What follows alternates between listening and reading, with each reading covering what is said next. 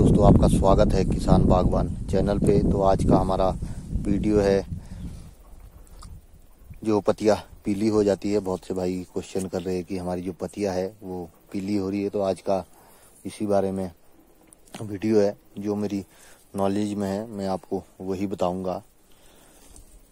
वैसे आपने देखा होगा, नेट पे ढूंढा होगा या किसी से बात की होगी, तो मार्सोनिना वाय इसको कहते हैं, ब्लोच, उसकी वजह से कहते हैं कि ये हो जाता है। वैसे ज़्यादातर बड़े पेड़ों में पाया जाता है। मेरी धारणा इसके प्रति कुछ और है, उनका मानना कुछ और है, अलग अलग हो सकता है। एक तो ये इस वजह से हमारे हो जाता है, जैसे आप देख सकते हैं ये वाला टहना है, यहाँ पर जहाँ पर शेडी पोर्शन ज़्यादा होता है, नमी वाली जगह है, घास बड़ा बड़ा होता है, वहाँ पर अगर मान लीजिए ये घास के संपर्क में इतनी भी दूरी रहती है इसकी घास से, जैसे ये है, तो वहाँ पर भी नेचुरली जो पत्तियां होती है वो पीली होनी स्टार्ट हो जाती है, घास की वजह से, अधिक नमी की वजह से। और जो बड़े बगीचे होते हैं वहाँ पर बीच में जैसे सन अच्छे से नहीं पड़ पाता है, तो बीच में सारी पत्तियां नहीं होगी। अगर आपकी ये जो बैक जैसे ये है, यहाँ पर जो स्टार्टिंग में पत्ती आती है, जैसे मैं आपको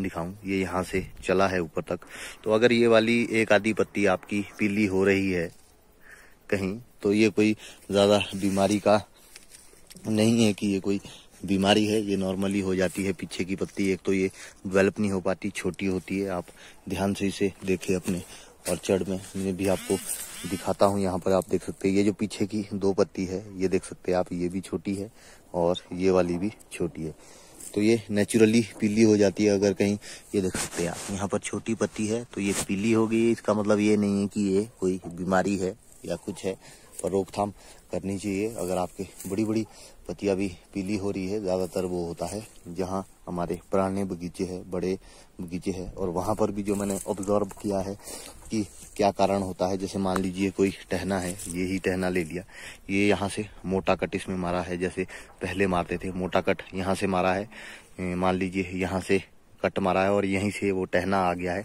और आगे जाके फिर उसमें कहीं और उसको वीक में डाला है या बीमे पे आपने बंद कर दिया है। पुराना टहना है, मोटा टहना है, मैच्योर टहने को आप करते हैं, तो एक आधे टहने में अगर आपके इस तरह से पीला होता है तो कहीं ना कहीं वो उस कटिंग की वजह से आपका जो पत्ते है वो आगे वाला पार्ट उसमें पीला हो रहा है।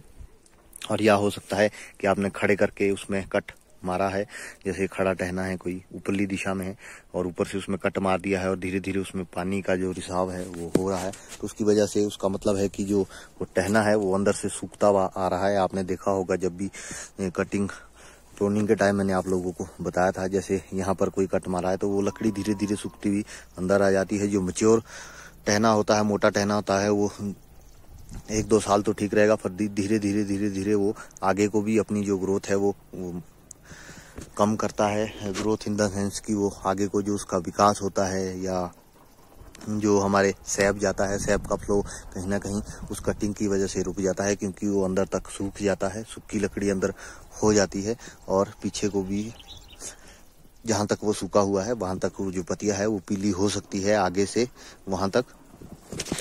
तो उसमें आपको डरने की बात नहीं, वो पर्टिकुलर टहने में ही आपके रहेगा, वहाँ से फैलने के चांसेस उसके नहीं है। अगर आपके फैल रहा है तो हो सकता है मार्सोनिना जो वायरस होता है वो आप लोगों के हो, तो उसके लिए भी दवाइयाँ होती है, नॉर्मली दवाइयाँ होती है जो हमारे को करनी होती है। कोई आपको एक्स्ट्रा दवाई लेने की ज़रूरत नहीं है, आप दवाइयाँ वही यूज़ करें जिसके रिजल्ट आपने देखे हो किसी दूसरे पे, मैं बोलता हूँ या कोई और बोलता है, उस पर आपको विश्वास नहीं करना चाहिए इतना ज़्यादा। जो आपने पहले प्रैक्टिकली किया हुआ है, अगर आपको पता है तो आप लोग कर सकते हैं।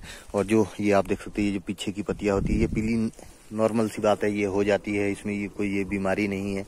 और इस साल तो सबसे बड़ी बात ये है कि जैसे ये मोजक वायरस वगैरह था, ये आप देख सकते हैं, जहाँ पर ये पीछे से वीक हो गया है यहाँ से, वहाँ पर पत्ती नॉर्मल सी बात है कि पीली होगी या सूख जाएगी, तो वो धीरे धीरे जैसे इसकी डंडी पीछे से सूखती है तो आगे से ये पीला हो जाता है। तो इस साल तो थोड़ा सा कारण ये भी है इसका। और जो दूसरी बात है, जो हमारे बड़े पेड़ होते हैं उसमें कहीं ना कहीं मान लीजिए इस टहने में यहाँ पर बोरर चला जाता है, ऊपर आपको नहीं दिख रहा है, किसी टहने में आपको बगीचे में एक आधे पेड़ में दिख रहा है बोरर, वहां से अंदर उसने काफी अंदर तक वो खाते हुए चल पड़ा है। मान लीजिए काफ़ी अंदर तक चला गया हो। जब आप कभी देखेंगे पेड़ काट के तो बोरर लगभग काफ़ी अंदर तक घूमते हुए चले रहते हैं और जिसकी वजह से जो टहना होता है वो भी सूख जाता है और जो पत्तियां है वो हमारी पीली होने लगती है। तो आप पहले पूरा ढंग से ऑब्जर्व कर दे, फिर ही आप ये जो कहा जाता है कि ये वाली बीमारी आई है, ये वाली बीमारी है, तो उसकी स्प्रे करें। तो उसके लिए आपको जो स्प्रे करनी है, नॉर्मल स्प्रे जो आपकी चलती है, आप जो सिस्टमेटिक फंगीसाइड है उनको करें। बेबिस्टिन में भी इसमें काफ़ी हद तक रोकथाम करता है। और आप लोग अब शमीर भी कर सकते हैं, शमीर का टाइम भी है। और अगर आपने हल्की दवाइयाँ करनी है 15-15 दिन के गैप में आप करते हैं माइक्रो न्यूट्रिएंट के साथ, तो आप अभी फ़िलहाल एक दवाई अवतार करके आती है, डिस्क्रिप्शन में आप लोगों को लिंक मिल जाएगा और बाज़ार में भी वो ईजिली प्रोवाइड हो जाती है। जहाँ बड़ी दुकानें हैं या ज़्यादा अच्छा जिनका काम है वहाँ पर आपको मिल जाएगी। काफ़ी पुरानी दवाई है, अवतार करके वो आती है, तो उसकी स्प्रे आप लोग कर सकते हैं। अगर मैं आप लोगों को केमिकल के नाम बताऊंगा तो बहुत से भाई कंफ्यूज हो जाते हैं, इसलिए मैं आपको दवाई के नाम ही बताता हूँ।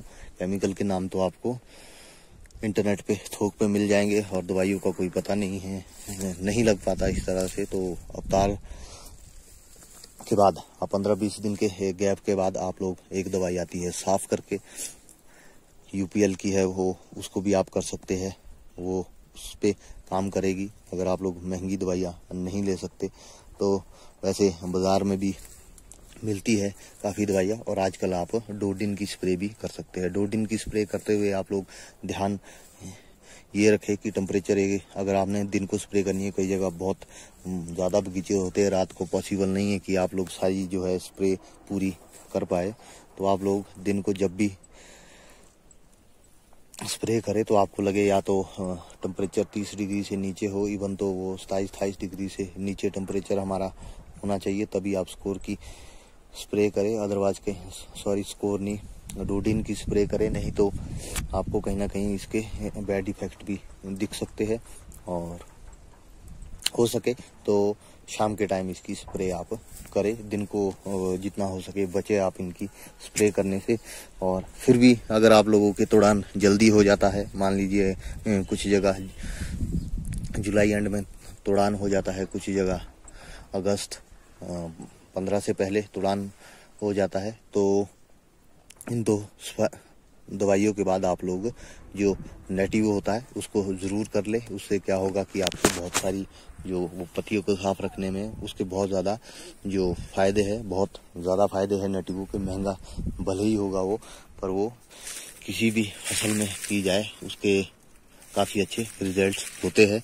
तो आप लोग इन छोटी छोटी पत्तियों से ना डले, ये देख सकते हैं आप, ये शुरू की है, ये पत्तियाँ छोटी होती है तो ये पीली हो जाती है, इसका कोई ज़्यादा चांस नहीं है, कुछ झड़ती भी रहती है, तो इससे आपने नहीं डरना है। ये आप देख सकते हैं यहाँ पर भी ये पीली पत्ती है, तो ये कोई बीमारी नहीं है, ये डेवलप नहीं हो पाई, इस वजह से ये बीमारी आपको लगेगी। और अगर आप ध्यान से देखेंगे, जैसे आपको फोटो में दिखाया जाता है, अगर आप इंटरनेट पे देखेंगे तो सेम उसी तरह के निशान इस पत्ती में भी है, पर ये कोई बीमारी नहीं है। तो इस तरह से आप लोग इसकी जो है रोकथाम कर सकते हैं। तो दोस्तों उम्मीद करेंगे आपको वीडियो अच्छा लगा होगा। वीडियो अगर अच्छा लगा है तो वीडियो को लाइक कर लीजिए, चैनल को हमारे सब्सक्राइब कर लीजिए, ताकि इस तरह के जो वीडियो है वो आप लोगों तक पहुंचते रहे। मिलते हैं नेक्स्ट वीडियो में नए टॉपिक के साथ, तब तक के लिए धन्यवाद।